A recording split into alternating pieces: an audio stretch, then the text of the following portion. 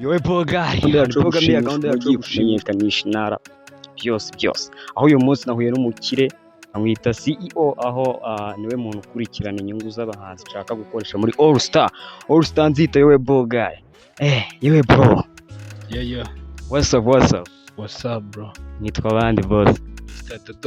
Mr. Dodos. Dodos ari kuyihe bro ko natarimo kumva izina ry'ubuhanzi Dodos ni ibiki bro? Ya wundi nitwa Dieudonné. Yifashe imina ya Dieudonné nawe urabizi ni Dodos. Nita ya Dodos.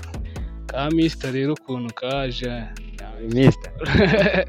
Ya Ese ukiga high school bakwitiriraga uwe Musanimani cyangwa wiyitiriraga nde?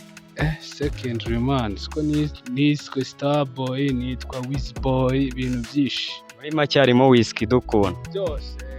Muri make wahita unafana Shine Boy. Nahise nkora yanjye.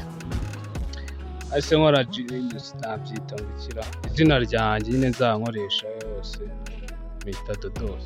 None se Mr. Dodos, kunjya mbona ukurikirana ibintu bya TikTok, ni nako TikTok witwa ubanza. Bro, guhembwa ubona biza? Guhembwa biragora. Ubu bora tuzinjiza nka ryari ugereranyije boss? Oya nundi uguryo yabyaratangiye. Sheri duke tuatuza sabona abapeti. Abapeti bawe se kubyina mani, turasimbura mu Rex bajye batega bazi no mwana gukora challenge. Ni new talent nazanye. Iminsi mike murayibona. Tugiye gusora part 1 na part 2 iraze. Ese ko mfite All Star y'ingoma nshaka gutegura, niye namungiriye. Reka mbanze ndocinga abahanzi babiri barimo. Harimo uwitwa B.O.B.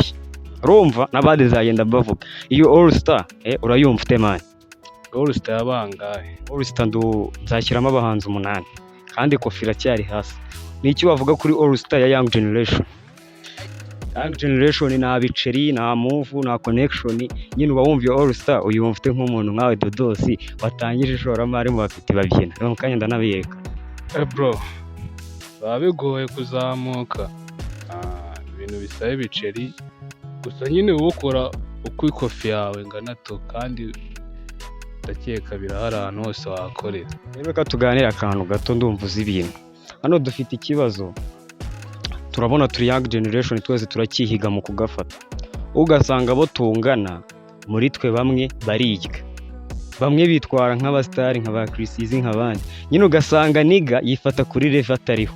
Ariko afite abasabu 200 na watch time y'ibihumbi 100 afite. Abo bantu wababwira iki? Bamwe bakora battle All Star yangezamo ngishyo. Wababwira iki? Twese tunganya izina.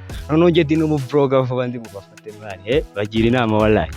Bakwihorere umva abantu ngiye ikintu nababwira cyo bro tugomba gukora mpamvu yo kwishyira hejuru twese turacyari hasi cyane mino KYZ yacu baba turarenga imbibi bro iyi KY batwite kandi kabazo ese mbwira nk'indirimbo ebyiri za Sama zo mwaka ubona uko ubibona wowe indirimbo za Sama Shagede umuntu ukunda kwiyumvira inyamerika byata. Za Sekoma nazuzi. Sekoma abahungu banje abayibyina mwana. Abayibyina nta kuntu nayoberwa ya Chris izina iri kubakoma mwana. Ariko buriya zo trap na Horix ibyo bapfura bizi. Sha babasani rero. Uri ku ruhe ruhande? Je nta ruhande hari handi wo guko sinjana nabo bayita. Ujyo Jambo. Bazano Tricast. 4 Barotri, Bavon, you know.